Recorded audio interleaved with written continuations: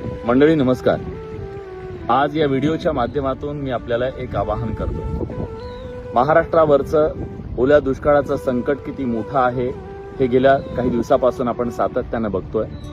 या संकटाच्या काळात इथल्या उघड्यावर पडलेल्या शेतकऱ्याला मदतीचा हात देण्यासाठी सरकार पुढाकार घेईल, सरकारची मदत जाहीर करेल। पण हे संकट इतकं मोठं आहे की या संकटामध्ये सरकारही पुरे पडू शकत नाही, इतका तो नात नुकसान झालेला आहे। शेतकरी उघड्यावर पडलाय, त्याच्या तोंडचा घास गेलाय आणि मुळात सकट उखडून पडलेल्या या शेतकऱ्याला मदतीचा हात देण्यासाठी आपण सगळ्यांनी आता पुढे येणं गरजेचं आहे। एक पत्रकार म्हणून नाही तर एक सामान्य नागरिक म्हणून मी माझ्या पगाराचा अर्धा पगार हा आज माझ्या शेतकऱ्यांच्यासाठी मुख्यमंत्री सहायता निधीमध्ये जमा केलेला आहे।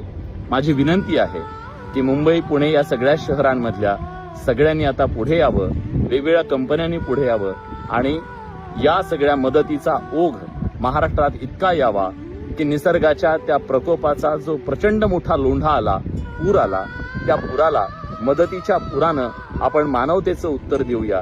यासाठी मी आपल्याला आवाहन करतोय की आपण सगळेजण मिळून पुढे येऊ आणि या शेतकऱ्याला सांगू, तू एकटा नाहीयेस, आम्ही सगळे तुझ्या सोबत आहोत।